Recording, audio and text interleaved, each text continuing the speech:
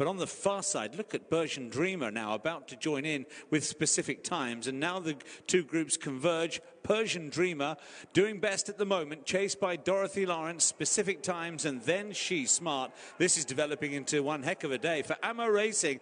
Persian Dreamer and Kevin Stott impressively clear at the line by Now drawn out for an effort is Comat. Match that to the near side, and Sanders given way. Down the centre, Foxfield's trying to run on late, but it's still Vitali off the front, in front by a length. Now being mowed down by Comat, who's coming through very strongly. Comat hits the front for Kevin Stott, and Comat will clear away to win to Vitali in second. Tight behind Mistress Tete, finishing off well.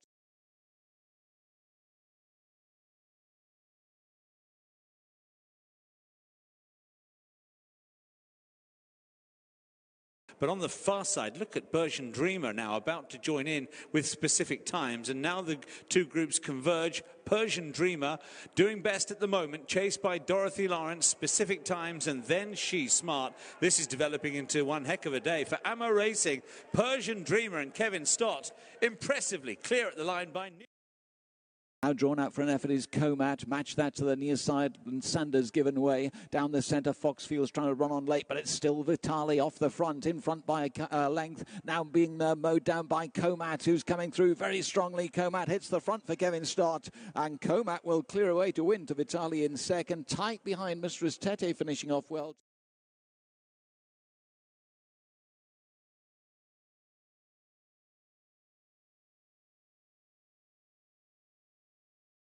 But on the far side, look at Persian Dreamer now about to join in with Specific Times. And now the two groups converge. Persian Dreamer doing best at the moment, chased by Dorothy Lawrence, Specific Times, and then She's Smart. This is developing into one heck of a day for Ammo Racing.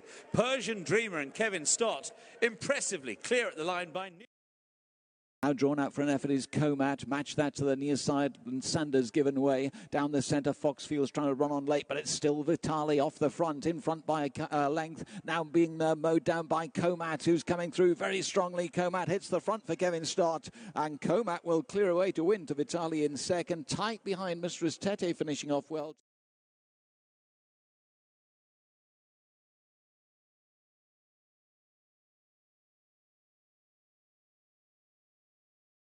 But on the far side, look at Persian Dreamer now about to join in with Specific Times. And now the two groups converge. Persian Dreamer doing best at the moment, chased by Dorothy Lawrence, Specific Times, and then She's Smart. This is developing into one heck of a day for Ammo Racing. Persian Dreamer and Kevin Stott impressively clear at the line by Now drawn out for an effort is Comat. Match that to the near side, and Sanders given way. Down the centre, Foxfield's trying to run on late, but it's still Vitali off the front, in front by a length. Now being mowed down by Comat, who's coming through very strongly. Comat hits the front for Kevin Stott, and Comat will clear away to win to Vitali in second. Tight behind Mistress Tete, finishing off well.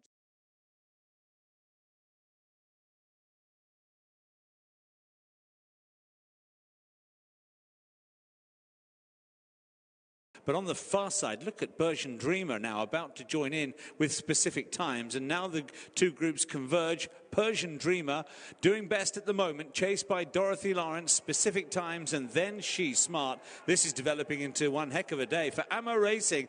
Persian Dreamer and Kevin Stott impressively clear at the line by Now drawn out for an effort is Comat. Match that to the near side, and Sanders given way. Down the centre, Foxfield's trying to run on late, but it's still Vitali off the front, in front by a length. Now being mowed down by Comat, who's coming through very strongly. Comat hits the front for Kevin Stott, and Comat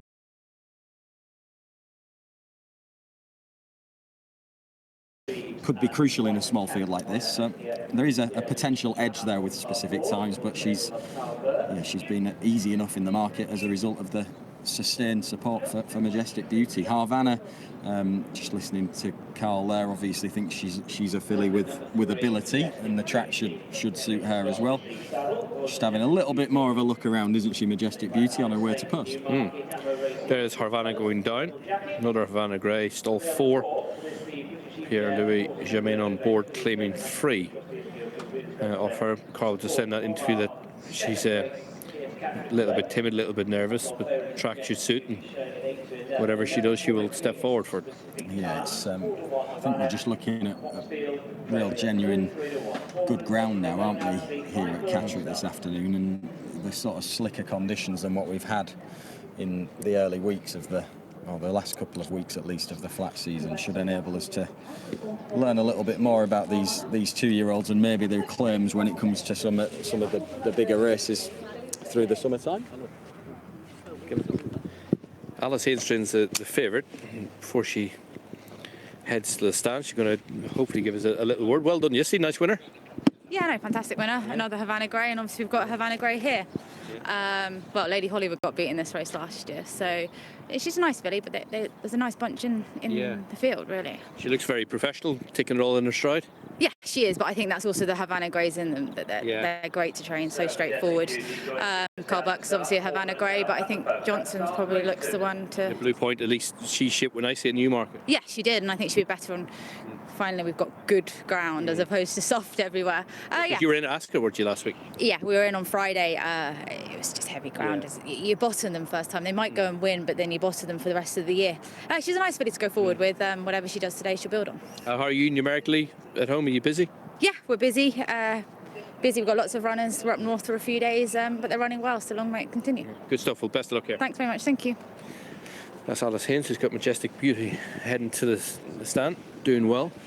She's had a flying start, hasn't she, Alice? Obviously relatively new still to the training ranks, but a name that we see more and more at bigger meetings with some really nice prospects now with the younger horses in particular. 5 from 10 so far this year with her 2-year-olds, Alice. So she's already having a fantastic year, obviously heavily supported by Ammo Racing as well, which clearly helps with these young horses and the amount that they're willing to spend at the sales. But she had a good year with her 2-year-olds last season as well to show that she could do the job, and showing exactly that again this year.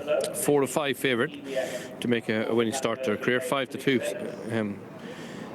The Johnson horse and the black and gold stripes. She's going to go into stall 1. I think Charlie's still looking for his first turf 2-year-old winner of the year. He's had a couple on the all-weather so far, but yet to strike on the grass. Only a matter of time, of course, before that happens. He's had a couple of 2-year-old winners so far. Carl Burke, who has tremendous amount of success with his 2-year-olds. We've already seen one. I think the one at Musselburgh was probably his 7th 2-year-old winner of the year. Right. So, but from a bigger number of runners than what Alice has had for her 5 winners. Okay, nearly set. Here's Darren Owen to call them home. Foxfield will complete the lineup. British EBF 40th anniversary maiden filly stakes all in.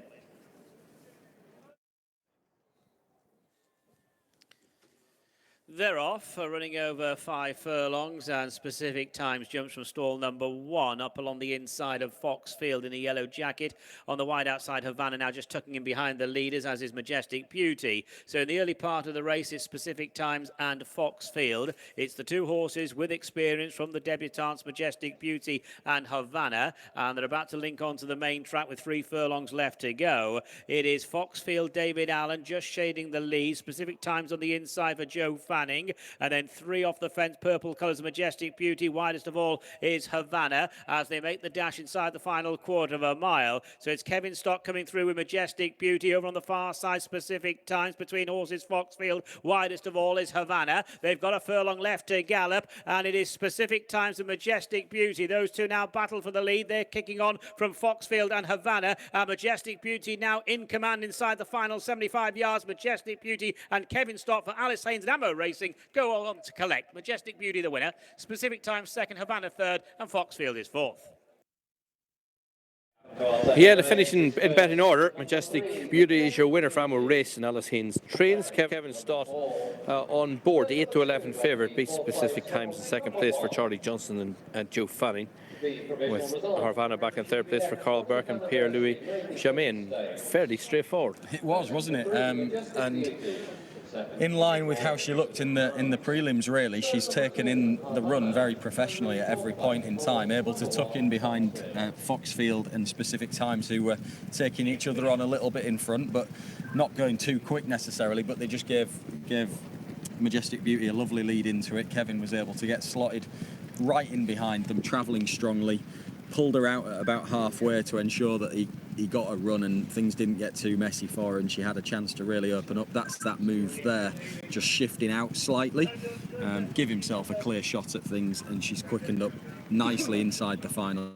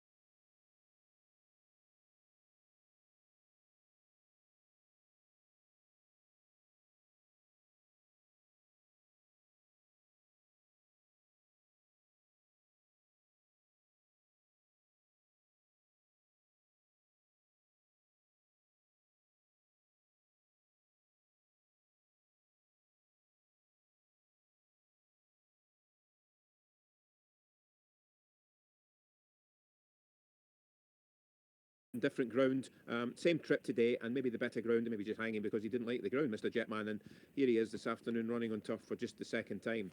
Rock on Mecca, really speedily bred filly, particularly on the dam side, and her most recent run, I thought, was a pretty good one. It was her comeback run as well at Doncaster in late April, and it was on soft ground. She was given a prominent ride by Connor Beasley, and Connor is on board again here this afternoon.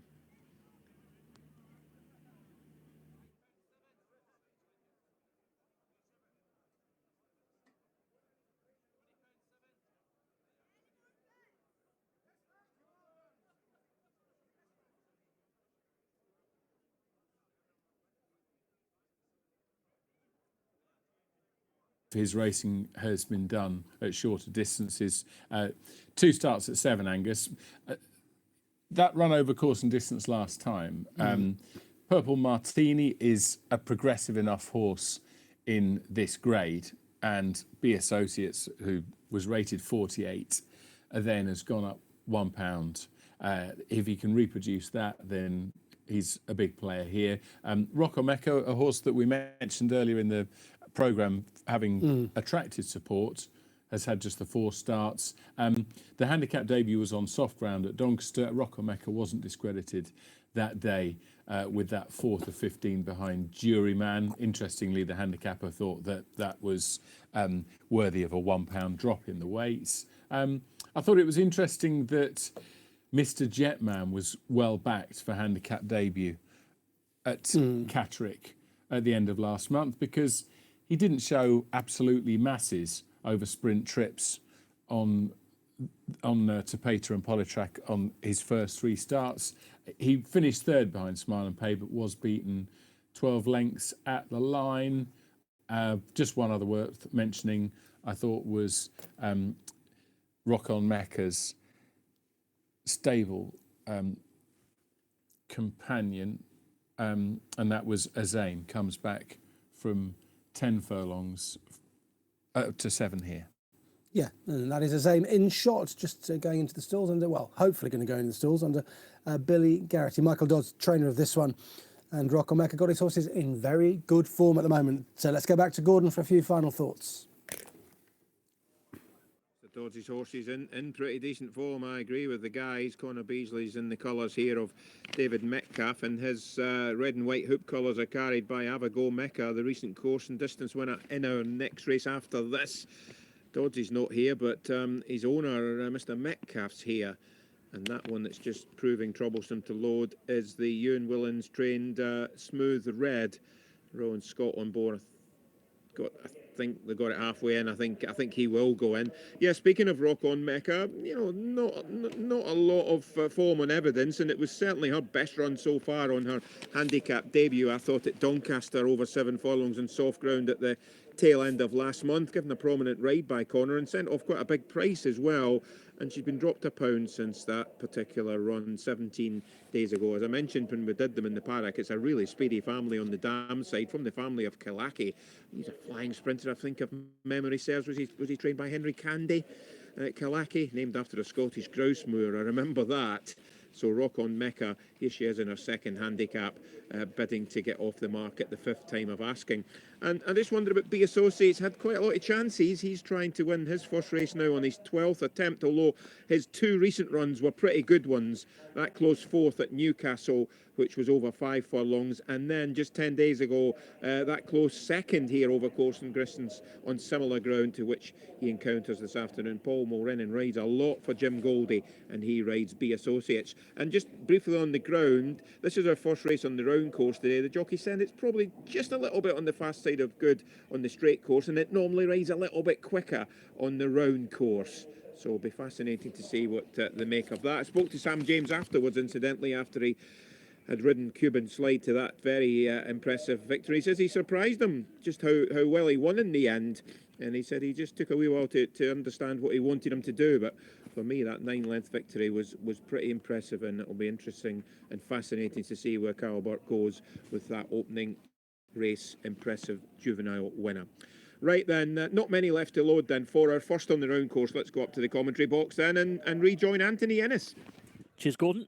Yeah, quite a strong market here, isn't it? Late move for Mr. Jetman, who's about to go in, the last one. Mr. Jetman goes in, he completes the line, and we're just about ready. And they're off. A bit slow to go was Noble Captain. Also missing it was Texas Boy. and chased along Anna Emirati early on for this Musselburgh supporting racing welfare. Hashtag Mental Health Awareness Week handicap stakes. Breaking well, Mr. Jetman. Pink sleeve jacket is upsides Azaim, who's got the orange cap. Racing in behind them in third is Rock On Mecca, the pink cap, red and white jacket. Market leader B Associates is on the inside in the red and black colours for Paul Mulrennan in a good position early on.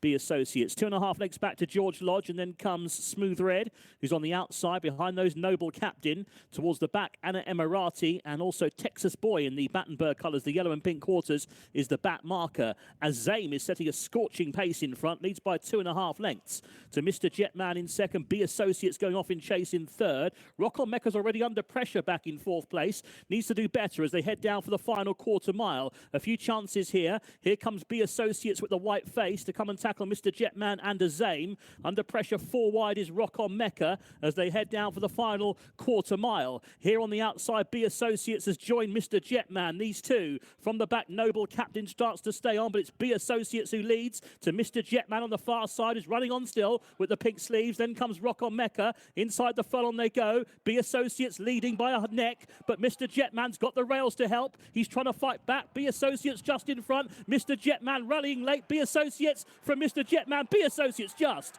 wins for Paul Mulrennan and beats Mr. Jetman. Third, Rock On Mecca, and fourth was George Lodge.